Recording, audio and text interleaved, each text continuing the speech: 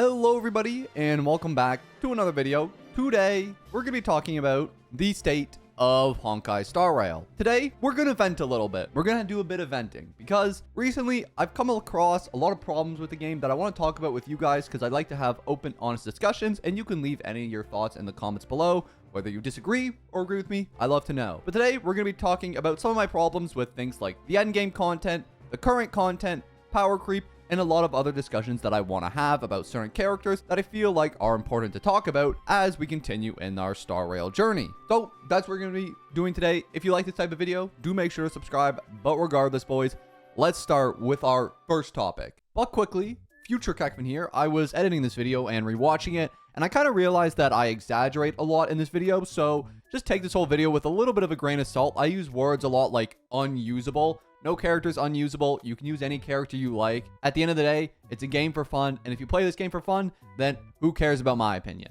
But regardless, let's continue with the video. The first one I want to talk about is power creep, which I feel like is an issue that has been discussed for a long time. And I do feel like they have ventilated this issue to some degree. One example of a way they've kind of combated the issues of power creep is with additions of game modes like, for example, Pure Fiction, which made some bad characters now really usable. For example, characters who would previously be complete trash in things like Memory of Chaos have now become better thanks to this game mode. Characters like Herta, Himiko, who weren't good, are now good. Argenti's another good example. However, they haven't done this for every character, and there are still a lot of characters who continue to get worse as time goes on. If we look at Pridden, which I consider to be a pretty reliable tier list, you'll notice that most of the characters that are sitting near the top for things like MOC, Pure Fiction, and AP Shadow are majorly new characters. You won't see a lot of characters from before the 2.0 update sitting near the top. Characters who came out in 1.0 are characters like Seele, who for the most part is sitting in tier 2 or tier 1.5, which, let's be blatant, when you're in that tier, you're unusable. If you're not in T0 or T0.5, you're just not usable. That's a bit of an exaggeration, but you get the idea that I'm going for here. My main worry with this is that this is going to keep happening for every character. I genuinely can't think of a character before like the 1.5 update that's still good today. In fact, we can just go through them all. The two 1.05 stars, Seele, practically unusable. I can't think of any bit of content that you can use Seele in. Pure Fiction, unusable, obviously. And MOC, I guess you could use her in earlier stages, but she's not going to be useful beyond that. And same thing with AP Shadow, you could use her in earlier stages, but beyond that, she's not going to be useful. Jingyuan, practically unusable. We then move on to the 1.1 characters. Silverwolf, practically unusable. You might disagree with that, but in my opinion, Silverwolf has completely fallen off the map. Her ability to apply weaknesses is practically just pointless now, with the amount of characters that do it that just don't need Silverwolf. Every new character that's come out can either break weaknesses regardless of the character's type, or just apply the weakness they need anyways. So Silverwolf has almost become pointless other than for her defense shred, which, to be honest, characters like Pela do it better anyways. Not to mention the new addition of Jiao Chu, who is basically just better in that Acheron team, basically replacing Silverwolf's role in that team. So she's also almost become unusable other than in some very niche team comps. Luocha is still somewhat usable. He's definitely not bad. I actually still like him quite a bit, although I don't have on my account, so I don't really care.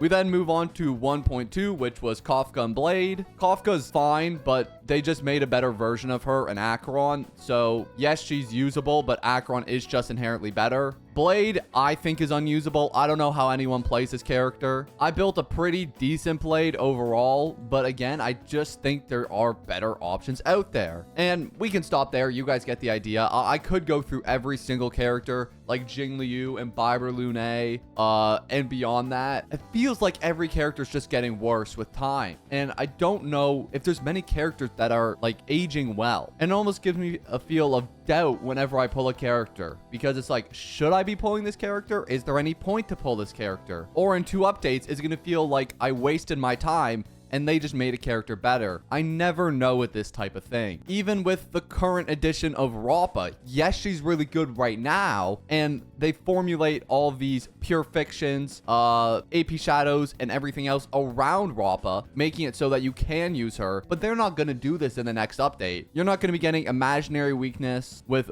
break buffs for the next update. Maybe. I mean, who could say? But the way they always formulate these MOCs and AP shadows is so that you pull the current character. The only reason these characters have these buff effects right now and there's imaginary weakness is so that you pull Rappa. That's the reason these are all here, right? It's to incentivize you to pull the current banner characters. So even if a character feels good right now, you don't know how they will feel in the next update. So that's just one of my issues right now. I think it's kind of an issue that's kind of generally accepted. It's just power creep's a thing. It happens in a lot of gacha games, but I feel like it's very distinct in this game. And that kind of leads me into my next issue, is the stagnant team comps. Now, I'm not going to pretend like I'm any sort of savant at this game. We all kind of know I'm kind of dog ass at this game. I'm a very casual player. I put out a video recently where I tried to use different team comps to beat the endgame content. Well, more specifically, all I really did was ban 3 characters: Fei Zhao,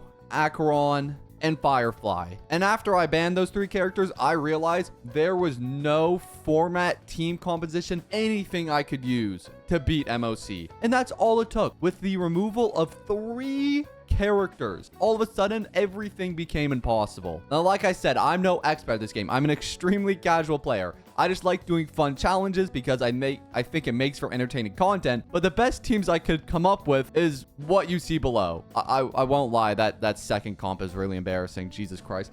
But with all the characters I have, and I have almost all of them, the only characters I'm missing are these 7 right here, which I don't feel too bad on missing out on any of these. I rolled for both Rappa and Boot Hill. I just lost the 50-50s. The other 5, I'm not too worried about. But just by losing 3 characters, I mean, I can't beat certain content. And so my next big complaint would be stagnancy in team comps. And I feel like this video is a perfect highlight of that. In Honkai Star Rail, there are very few options for teams to beat endgame content, and outside of that, it's tough. There is the Fei Zhao follow-up team where you use her, Robin, and then you can kind of sub out either Adventurine for Link Shaw or other characters, and then you can sub out Topaz for pretty much any of the 4-star options like March and Mozzarella, who is also a fine option. There's the Firefly break team where you practically have to use Trailblazer, Ron May. You can sub out Link Shove for Gallagher, but that's about it. And then you can use Boot Hill or Rappa here instead. But pretty much this team comp stays the exact same no matter where you go. The only substitute is the main DPS, and I guess Gallagher if you want him. And then the third team is Acheron Nihility, which is Acheron, Pela, which can be substituted for Zhao Chu, or you could substitute Silverwolf for Zhao Chu, and then you can really use any support here. It can be Fuchuan, Adventurine. You have a couple of options, but pretty much the team is just defense shred Acheron. And yeah, those are about the only 3 teams I can use in any endgame content at all. If I don't use those 3 teams, I can't beat anything in the game. Now, like I said, I'm an extremely casual player. Well, maybe not extremely, but I understand the character's base kits, but it doesn't really go beyond that. I'm not spending days and hours grinding for relics. I'm not 10-10-10ing all my characters, maxing out their traces. I'm extremely casual. But from my understanding, I feel like a majority of the people who play this game are just as casual as I am. So I don't want to complain about the game being too hard because it really isn't. It is a gacha game, but it just feels too stagnant. I wish I could like use different teams here and come up with different strategies to beat this without having to use like 300% of my brain power. I understand this is very me issues, by the way. I understand this isn't like a universal issue, but I would love to be able to use my, my Kafka DOT team in later stages of MOC. I would love to use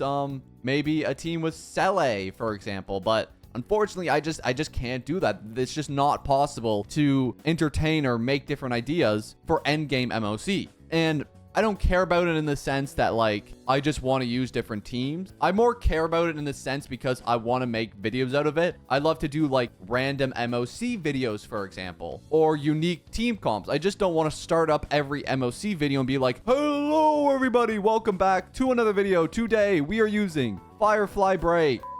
Sorry, I spoke a little fast there. But basically what I'm saying is if you do use these team comps, it's extremely easy. But if you don't use these team comps, it's basically impossible. And there's not really much gray or middle area in between there. Unless you are like big, huge brains, or maybe I'm just dumb. That could also be the case. And now for our final issue of the video, and one that I feel is the most prevalent.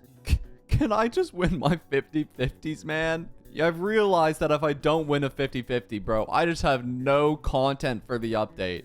And since I lost that Rob at 50-50, it's been a struggle. I'm gonna be honest, content for this game is a little bleak right now. I've kind of come to a standstill where I'm not sure exactly what to do next on my channel. A lot of my only series have kind of come to a standstill in terms of progression and what I can do with them right now. So if you guys have noticed, I've started going to other people's accounts and reviewing their accounts. I've been doing a lot of account reviews lately. I'm sure you guys have noticed. And so I think my biggest problem with Star Rail right now would just be the lack of content, which again is a very personal issue and doesn't really apply to everybody, but I would just love to do more on the game. I wish I had some more ideas. To be honest, I've been forced to do a lot of guide videos recently as well, which to be honest, if I can avoid it, I like to never do guide videos, but it just sometimes is how it is. I think I'm just at a spot right now where I'm just not in a good headspace idea wise, and I'm trying hard to formulate ideas, but it's just been like a couple days where I'm like, man, I don't know what to cover in this game. But yeah, you know what, at least it's just happening now. This is the first time it's happened in like a couple months where I've had a stagnancy in ideas. This used to happen like every other week, or not even. This happened like every week when I covered Genshin. I'd have like a panic attack because I wouldn't know what to talk about in the game. But hey, this is the first time it's happened for me in a while with Star Rail, so it's not all that bad. Hopefully, we start to get the brain works running a little more.